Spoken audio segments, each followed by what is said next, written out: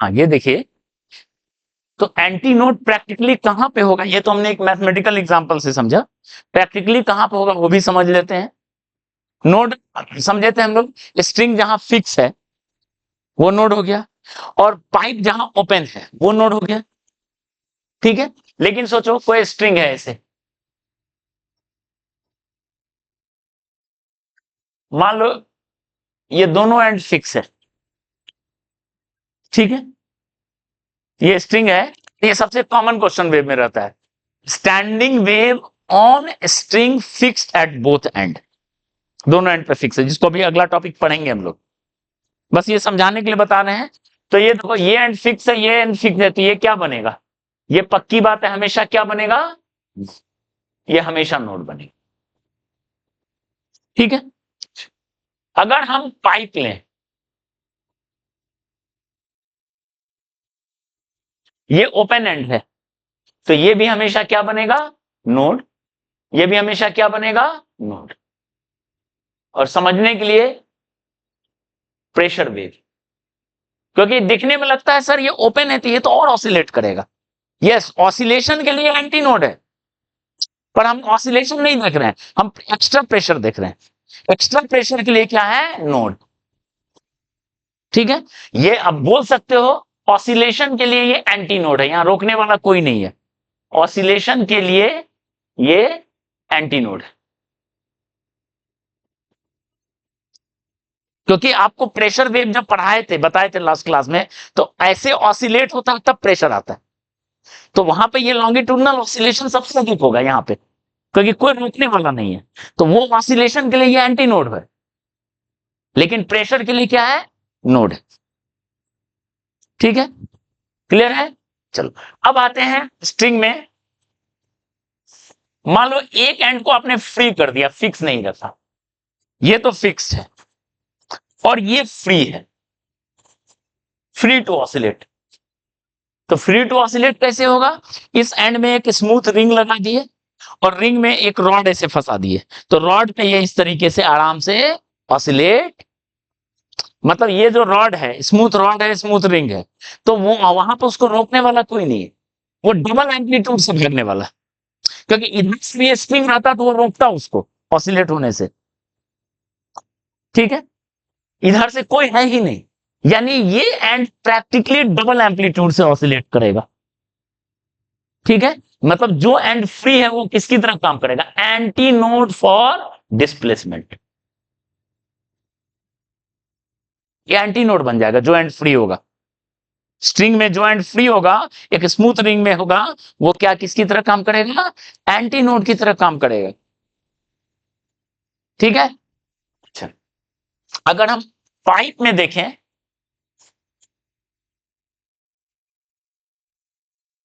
ये open and है,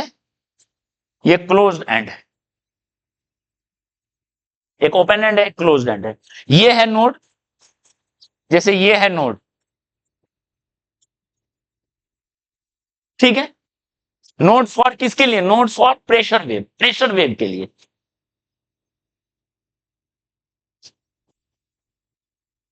pressure wave के लिए ये क्या है, नोड है, ठीक है। और अभी हम लोग देखे थे ऑसिलेशन के लिए ये एंटी नोड फॉर ऑसिलेशन, ये बात समझ में आ रही है, क्योंकि यहां ऑसिलेशन जो होगा लॉन्गिट्यूडनल ऑसिलेशन बहुत ज्यादा होगा, कोई रुकने वाला नहीं है, ओपन है, ठीक है। लेकिन बताओ इस जगह तो क्लोज्ड है,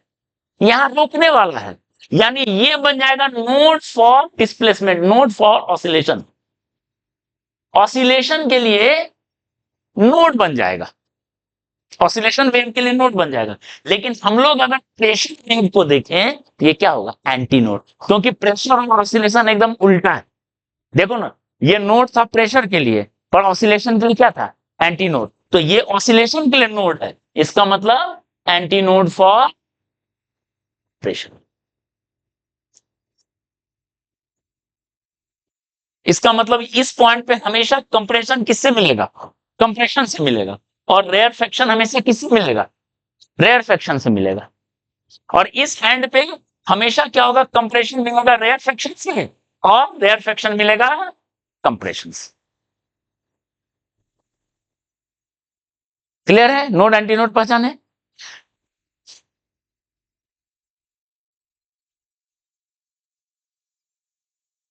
देखो और भी देख लेते हैं। ठीक है, ये स्ट्रिंग देखे, इधर फिक्स है और इधर ये पुल्ली पे है, तो ये भी ऑसिलेट नहीं करेगा, ये पुल्ली पे है वो, और इधर से वेट टांगे हुए हैं ताकि वो टाउट रहे, टाउट स्ट्रिंग में रहना चाहिए। ठीक है, तो ये भी किसकी तरह काम करेगा, फिक्स्ड एंड, यानी ये क्या बनेगा, नोड। नोड,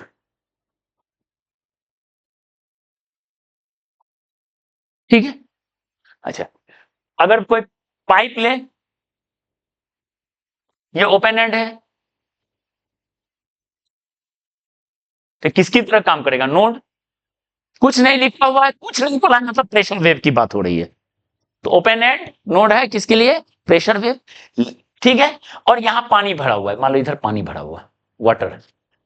तो ये एंड क्लोज्ड हो गया, क्लोज्ड हो गया तो क्या बन गया, एंटी नोड फॉर प्रेशर। तो अगर स्कूल वगैरह में पढ़े होगे तो रेजोनेंस ट्यूब एक्सपेरिमेंट पढ़ा गया। हाँ, ठीक है, रेजोनेंस ट्यूब एक्सपेरिमेंट यही होता है, पानी भरा हुआ ट्यूब रहता है, उसमें पानी का लेवल चेंज करते हैं, तो एक नोड होता है, एक एंटी नोड होता है, वो बताएंगे हम। ठीक है, बताएंगे, अभी तो हम बस एक आइडिया बता रहे हैं, नोड क्या है, एंटी नोड क्या है।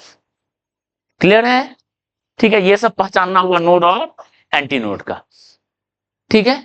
अब नोड पहचान लिए, एंटी नोड पहचान लिए, बीच का पॉइंट देख रहे हैं, नोड एंटी नोड के बीच के तो बहुत सारा पॉइंट है, देखो हम लोग यही एग्जांपल लिए थे 4/3, नोड है 1, सॉरी नोड है 1.5, एंटी नोड है 1, तो 1 और 1.5 के बीच में कहीं है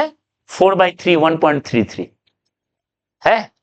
तो अब बीच का कोई पार्टिकल का क्या होगा, तो बीच का कोई पार्टिकल का देखो, एक लाइन में यहां समझ लोगे,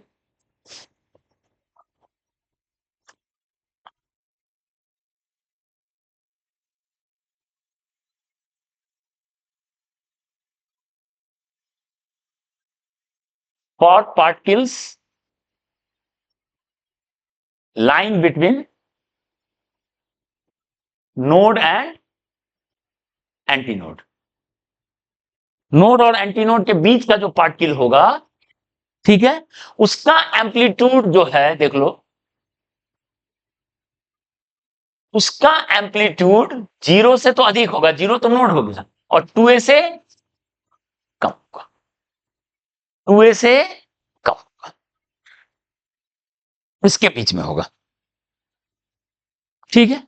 नोड और एंटी नोड का पार्टिकल जो है 0 से 2a के बीच में होगा, और देखो यहां पे एक पॉइंट, इसलिए 4/3 का पार्टिकल देखो ना, हम लोग एग्जांपल लिए थे x इक्वल टू 4/3 सेंटीमीटर का एम्पलीट्यूड कितना आया था, 5 mm आया था, इसका एम्पलीट्यूड कितना आया था 5 mm, तो 5 mm ऑब्वियस है, ये 5 mm जो है 0 से तो अधिक है, लेकिन 2a मतलब 10 mm से, ठीक है। और ये पॉइंट बार बार पूछा जाता है, इसलिए हम एज ए रिजल्ट लिखा दे रहे हैं, क्या वो पॉइंट है, देखो ये पॉइंट है नोड और ये पॉइंट है एंटी नोड, तो एंटी नोड तो बेचारा डबल एम्पलीट्यूड 2a और ये नोड रुका हुआ है। ठीक है, तो अगर नोड से कोई भी डिस्टेंस चले और इसका एम्पलीट्यूड पूछा जाए कितना है, इसका एम्पलीट्यूड कितना है, ठीक है, तो for particle at distance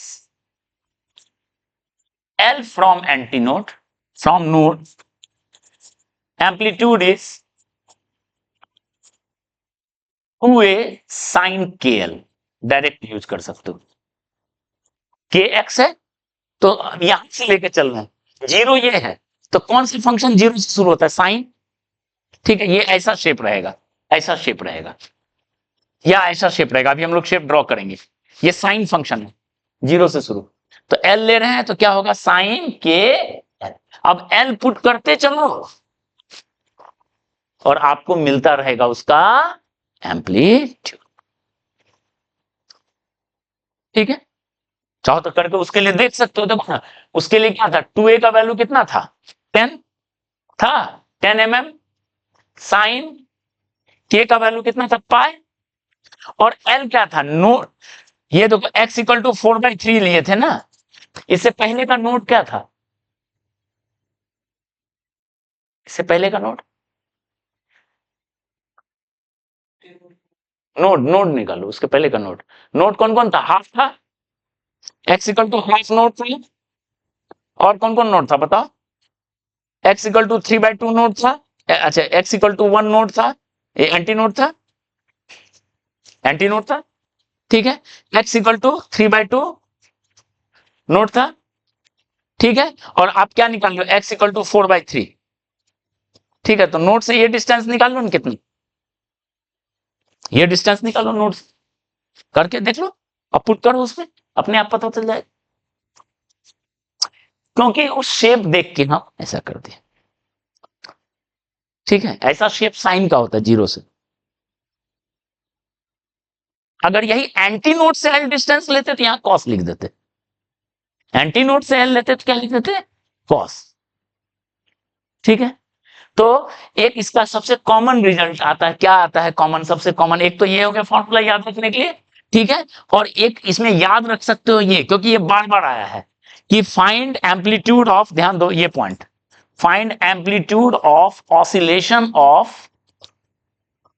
point lying exactly midway of node and antinode, node और एंटी नोड के बीच वाला पॉइंट जो है λ/4, ठीक है, क्योंकि ये कितना डिस्टेंस होगा नोड और एंटी नोड के बीच का डिस्टेंस नहीं, distance between node and anti node λ/4, दो नोड के बीच का एक एंटी नोड है, तो दो नोड के बीच λ/2, तो नोड एंड एंटी नोड कितना होगा बताओ, λ/4, दो नोड के बीच का λ/2 इसका आधा, ठीक है, और आपसे क्या पूछा है एग्जैक्टली बिटवीन, ये λ/4 है उसके बीच वाला λ/8, तो क्या लिखेंगे, ये याद रख सकते हो रिजल्ट k इंटू λ/8, ठीक है, तो 2a साइन k का वैल्यू लिख दो 2π/λ इंटू λ/8, तो क्या हो गया 4, 2a साइन π/4, और साइन π/4 कितना होता है 1/√2, 1/√2 होता है, ठीक है, तो 2a साइन 1/√2 मतलब √2a, उसका एम्पलीट्यूड कितना हो गया,